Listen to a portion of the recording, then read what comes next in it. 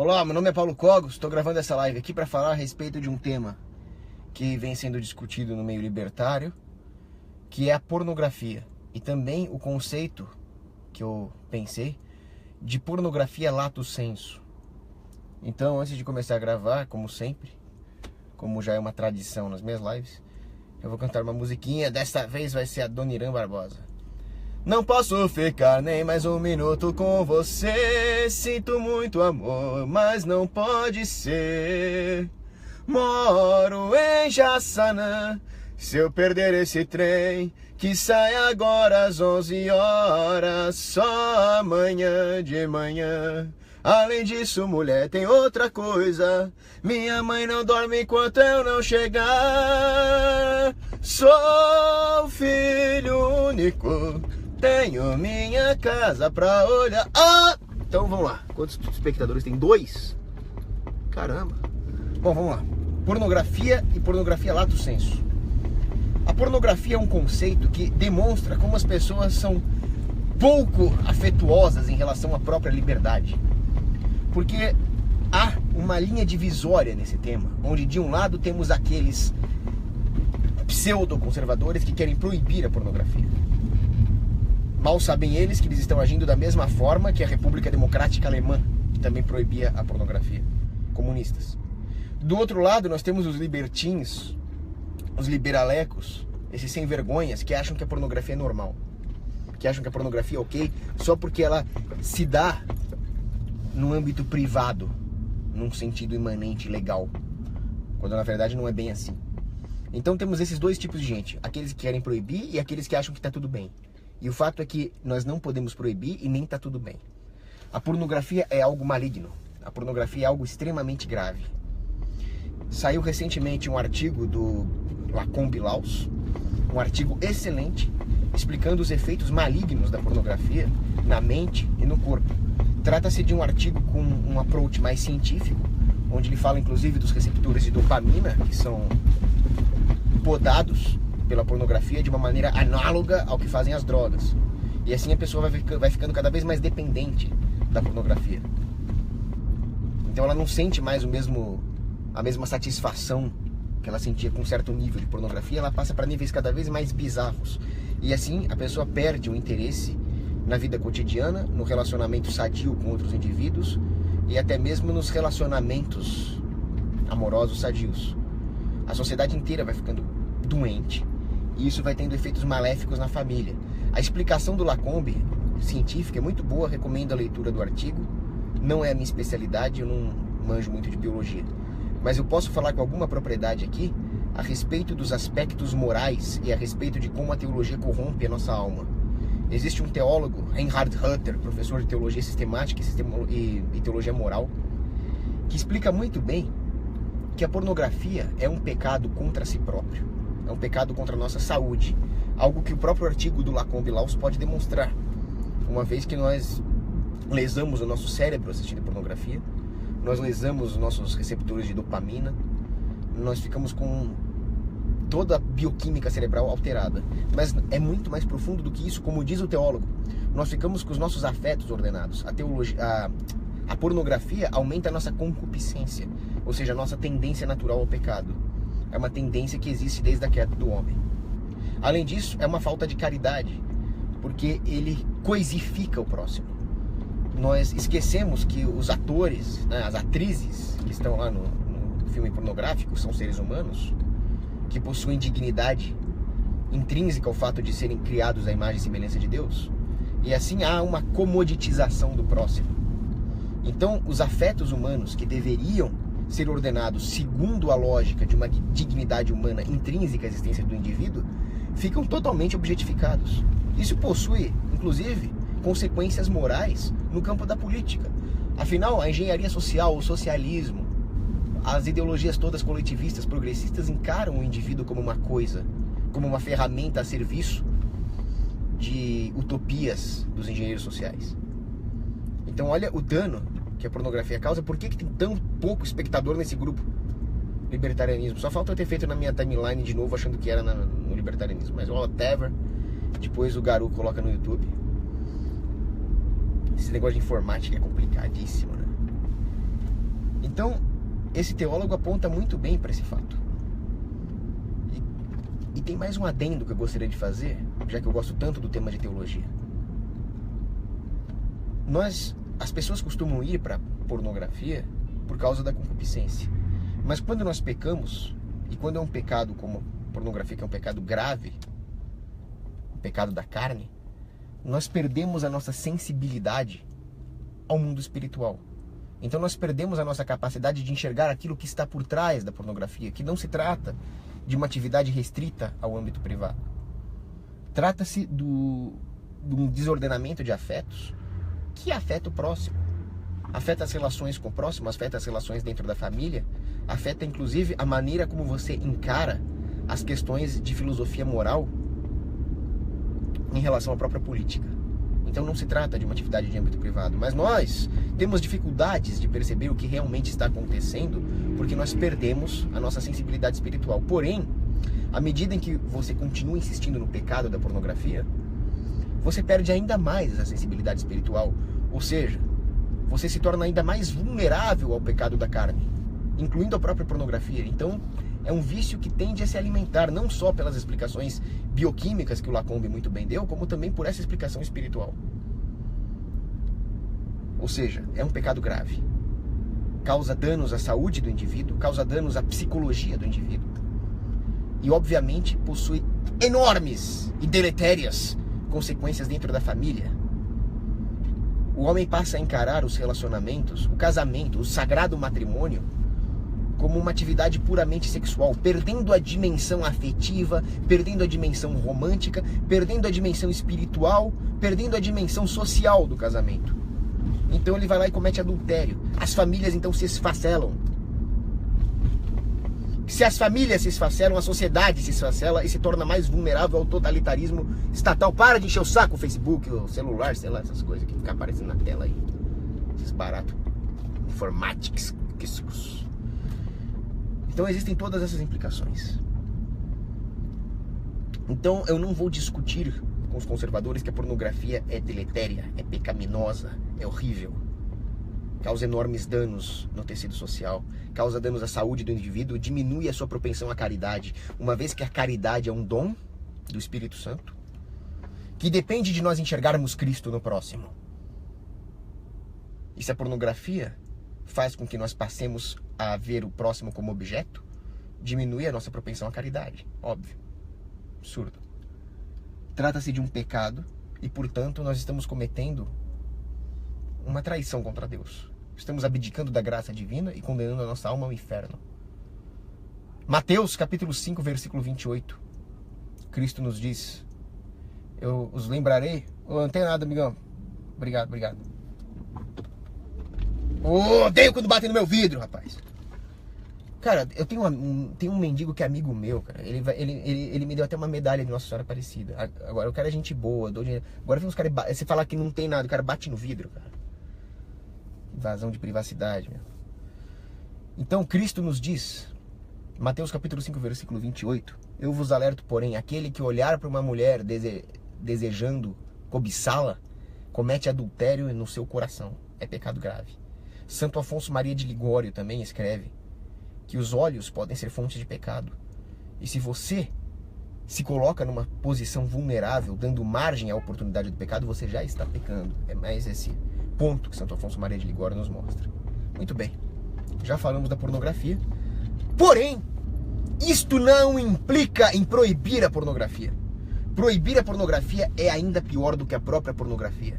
E é isso que os puritaninhos erram e pecam ainda mais do que o próprio sujeito viciado em pornografia. Então eu vou deixar uma coisa clara aqui.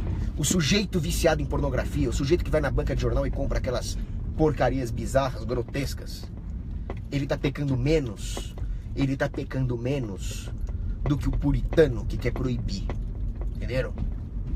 Em primeiro lugar, o pecador, no caso, a pessoa viciada em pornografia, deve ser corrigida com amor cristão.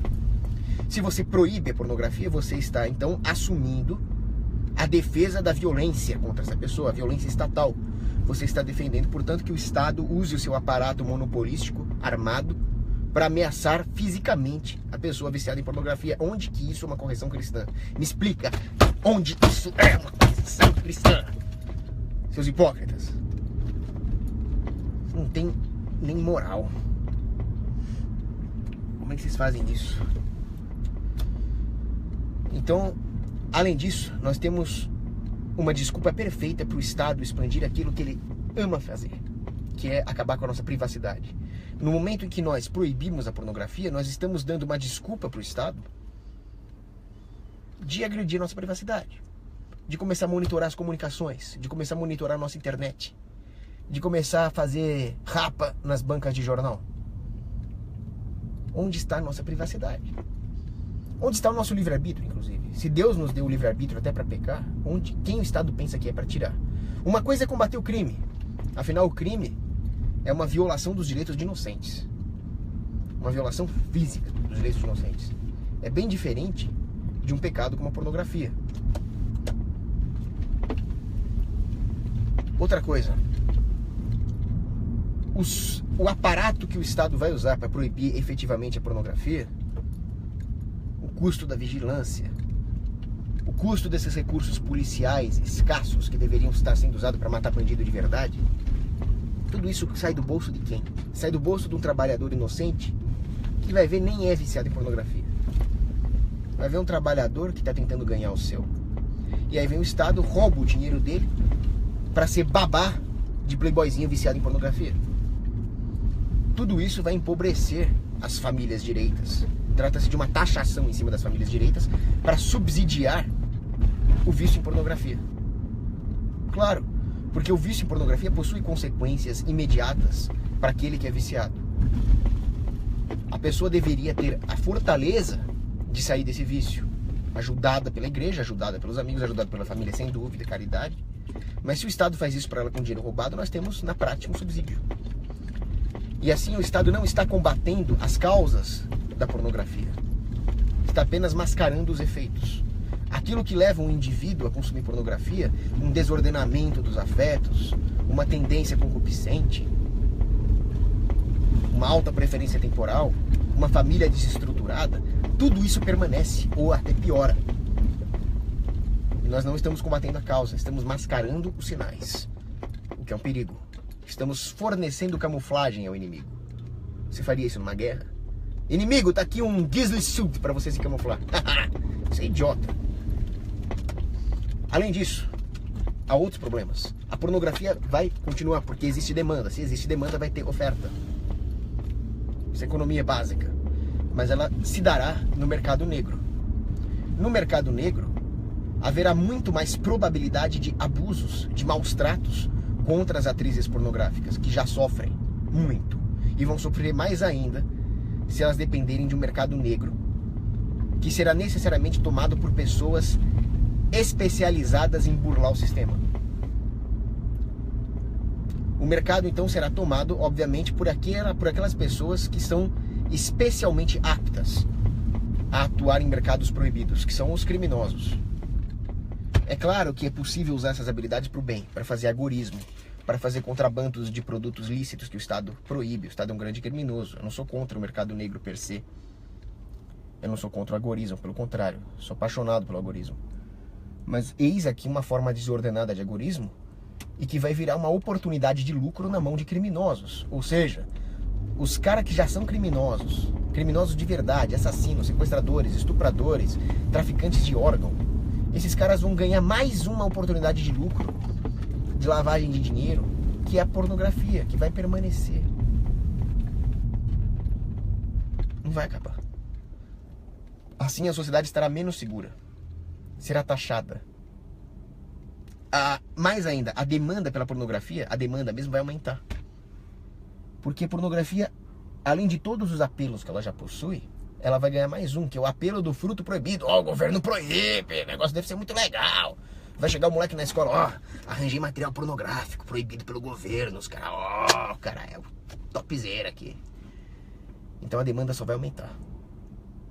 Com todas as tragédias da guerra, da violência que nós já vemos, por exemplo, no mercado de drogas. Sem dúvida, droga é um negócio absurdo, pecado, faz mal à saúde, não estou discutindo isso. Mas olha o que a proibição das drogas fez. Só gerou mais guerra, mais overdose, mais demanda, violência, destruturação das famílias. Proibir pornografia vai ser a mesma merda. Tem um artigo que eu escrevi no Libertarianismo, vocês podem pesquisar também. Por que nós não deveríamos proibir a pornografia, por pior que ela seja? Aquilo que gera a pornografia é justamente o comodismo moral das pessoas de depositar as suas esperanças no Estado. Se nós proibirmos a pornografia, as famílias delegarão o seu papel de regulador moral para o Estado. E o Estado é péssimo como um regulador moral. O Estado, ele é per se uma grande imoralidade. Além disso, com todo esse ambiente de aumento da criminalidade, de perda da nossa privacidade, de abertura de precedentes para uma regulação do Estado em todos os setores, que é a própria definição de totalitarismo, de mais impostos para manter essa porcaria, tudo isso vai gerar uma alta preferência temporal. As pessoas vão pensar a curto prazo. Alta preferência temporal significa bens menos elevados, mais consumismo, mais hedonismo e logo mais pornografia. Então você vai ter um efeito contrário aí, você vai ter um efeito ricochete. O tiro vai sair pela culatra, para usar um clichê. Então não, nós não podemos proibir a pornografia, nós temos que combater a pornografia moralmente, através do fortalecimento da família, através do fortalecimento da Santa Igreja Católica Apostólica Romana e através do enfraquecimento do Estado, que é a causa da maior parte das nossas perversões. Muito bem, mas a pornografia não para aqui. Existe aquilo que eu chamo de pornografia lato sensu.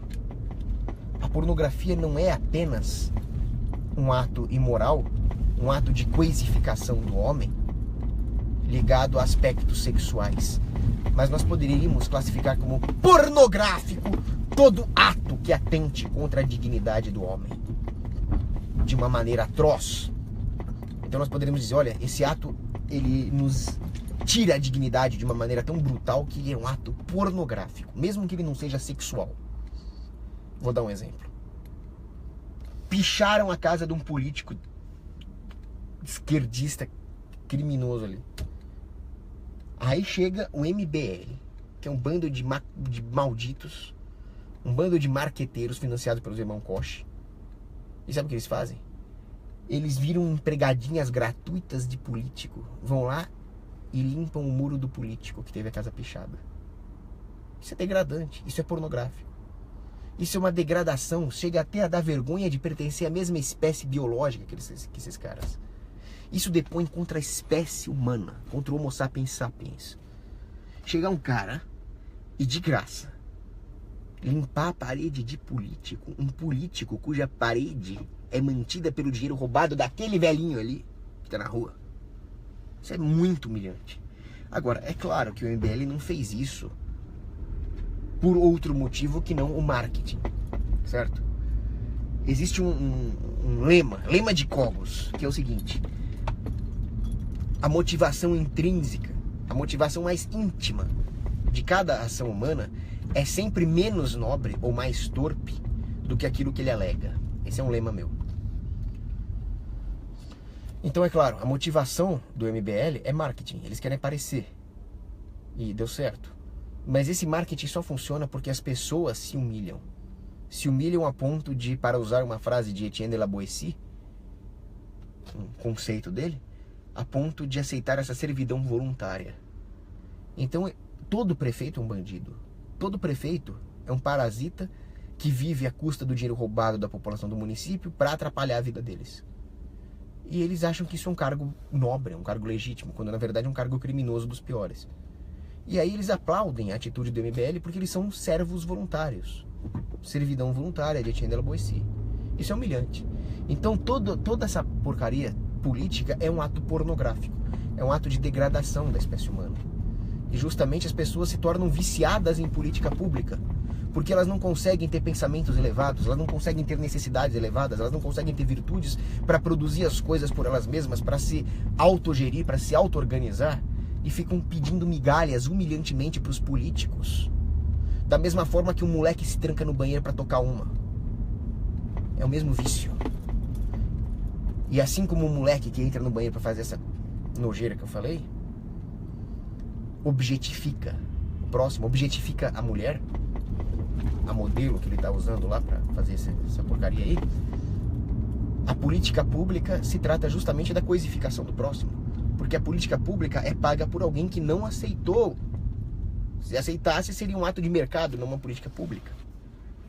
Então você usa o próximo como uma ferramenta. Olha o paralelo entre a pornografia sexual, a pornografia propriamente dita, stricto sensu, e a pornografia política! O meu avô, ele não tinha lido Hoppe, não tinha lido Rothbard. Ele era muito culto, mas ele não chegou a ler esse tipo de autor. Mas ele tinha aquilo que eu chamo de libertarianismo natural. Ele era um homem tão cristão, tão inteligente, que ele tinha um libertarianismo nato. Então quando eu era moleque, eu tinha uns 10 anos ali, eu era idiota, eu já tava na escola fazia 3 anos, então já era babaca já. Eu falei, vô, vai ter eleição, quem que você vai votar? Tem o fulano, tem o cicrano. Aí ele falou, Paulinho, presta atenção. Os políticos são todos uns prostitutos. Aí eu falei, mas todos? Todos! Da pior forma possível. Eles prostituem a alma. A prostituta prostitui o corpo. Aquilo me calou fundo. O dano que a escola me causou, meu avô reparou boa parte. Depois o resto eu reparei lendo sozinho. Infelizmente ele já se foi, mas tá com Cristo. Me ensinou muito. Meu avô. Um dia nós fomos no restaurante lá. Aí tinha um político lá. Era o Maluf, né? Ele tava cumprimentando todo mundo lá na mesa, né? Aí foi embora, o garçom chegou. O que vocês vão querer? Aí meu avô, eu quero fígado de Maluf no espeto. Mítico! Saudoso Álvaro Célio de Magalhães. Português, lá do Porto. Ainda bem que tô de óculos escuros, que eu já vou começar a ficar com o olho vermelho aqui.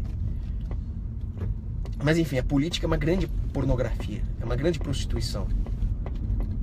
E você sabe quem é a parte passiva nesse filme pornográfico que é a política? É o povo. É muito grave. É extremamente grave.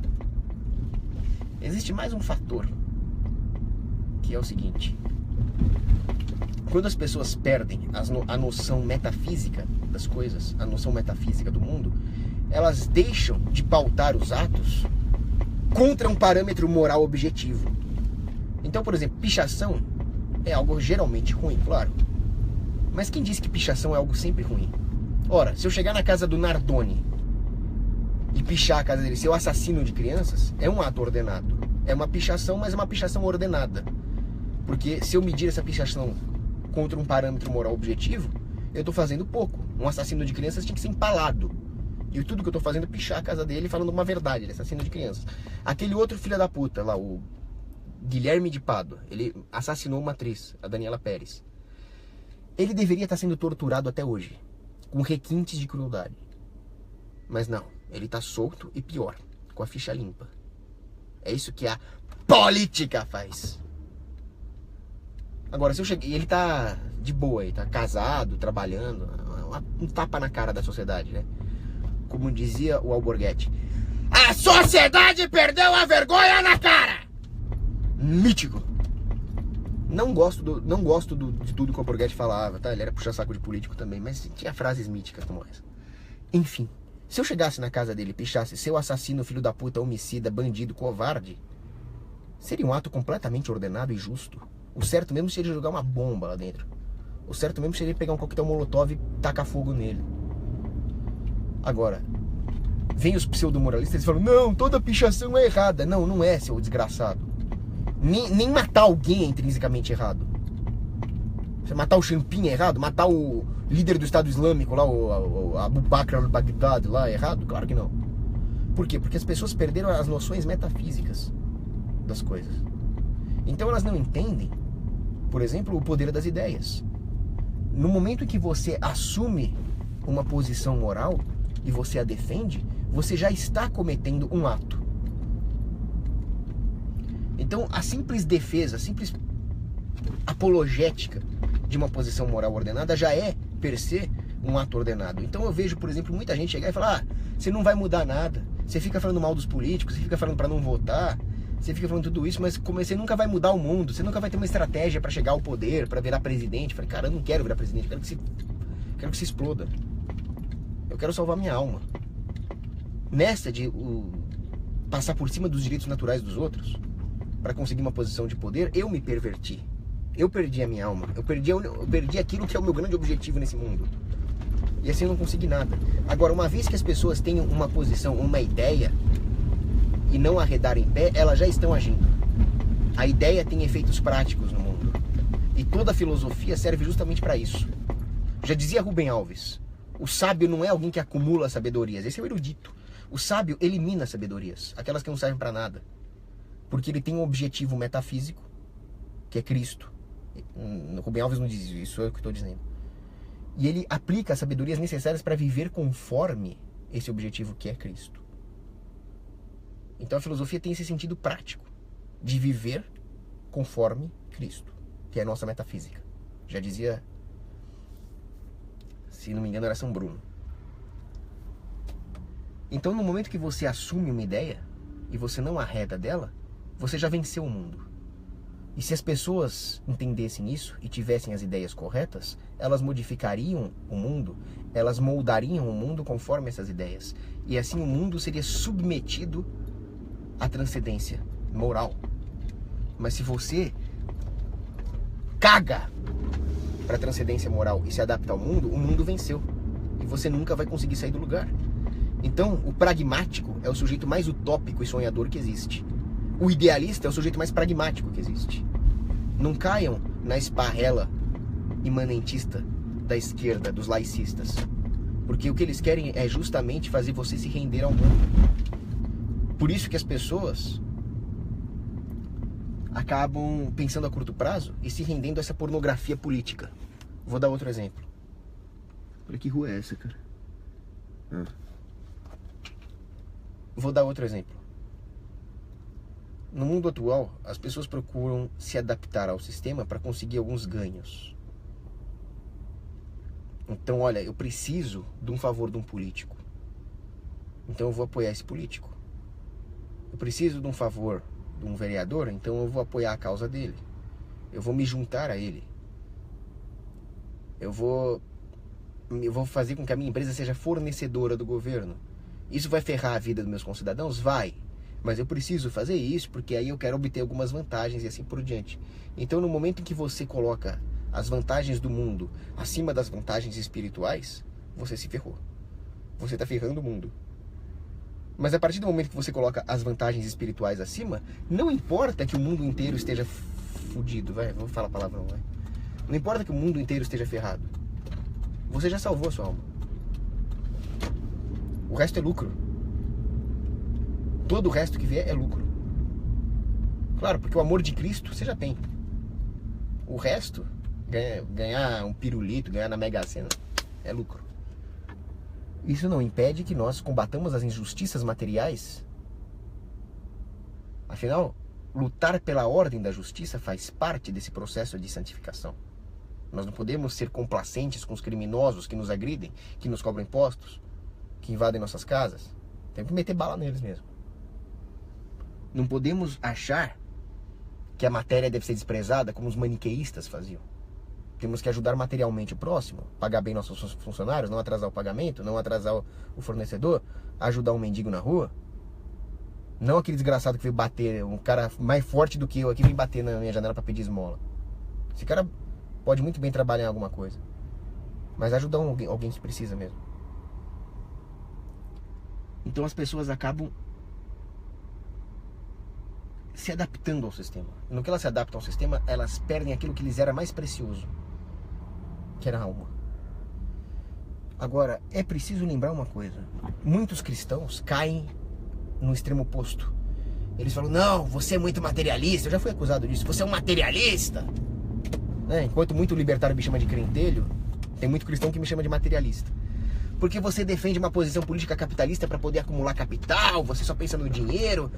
Eu falei, ora, se o nosso objetivo é o aperfeiçoamento nas virtudes, nós deveríamos proteger a propriedade privada para que as pessoas possam ganhar dinheiro sim, porque no momento que as pessoas adquirem a sua independência material, No momento em que as pessoas deixam de ser injustiçadas pelo sistema, elas podem ter tempo para bens mais elevados, para a família, para o pensamento em Deus. Mas para isso é necessário que elas não se sintam injustiçadas, roubadas, que é o que o governo faz com elas, e que então elas tenham aquele tempo para pensar em algo mais elevado, aquele ócio criativo ao qual se referia Domênico De Masi, né? Porque enquanto a pessoa está trabalhando, ela não tem tempo para isso. O trabalho significa simplesmente repor a depreciação natural do capital pessoal. A pessoa precisa ter tempo para ir além disso. Então é nos momentos em que ela não mais precisa trabalhar para sobreviver que acontece uma elevação cultural da humanidade. Mas é isso que o governo mata, porque com as suas regulações, com as suas intervenções na economia, o governo faz com que as pessoas precisem cada vez mais trabalhar para uma certa subsistência material. Não estou nem falando de não morrer de fome, mas à medida que o governo nos rouba tudo aquilo que poderia ser mais elevado, as nossas praças que poderiam ser privadas, a nossa segurança, nós acabamos compensando isso com o consumismo. E assim nós precisamos trabalhar só para satisfazer esse consumismo. Não deixa de ser uma simples reposição de uma depreciação natural do nosso capital. As pessoas não têm mais tempo para o elevado. As pessoas não têm mais tempo para uma manutenção da virtude. Assim sendo, toda forma de intervenção do governo na economia que coisifica o homem e tira a tendência a uma elevação espiritual é aquilo que eu defini como pornografia lato sensu. É pornográfico. Tira a dignidade humana. Logo, se você defende intervenções do governo na economia, você não pode se dizer cristão, porque você está defendendo coisa ainda pior do que a própria pornografia propriamente dita, de mulher pelada, de cena de sexo. É muito grave. Bom, vamos ver as perguntas. Nossa, tem bastante.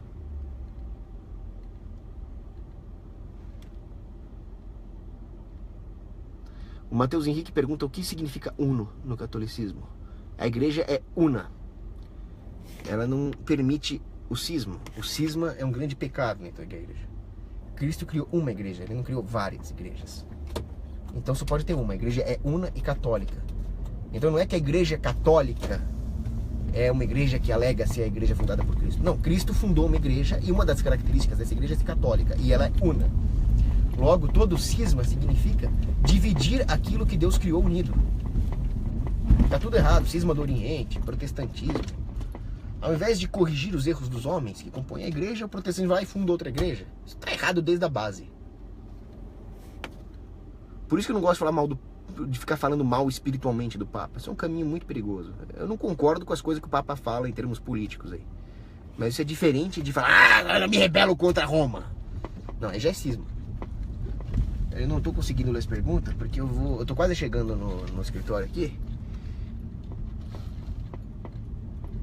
Vou encerrar aqui. Foi mal, pessoal, mas eu fiz promessa pra Santa Teresinha do Menino Jesus, eu não posso ficar me distraindo enquanto eu dirijo. Abraço.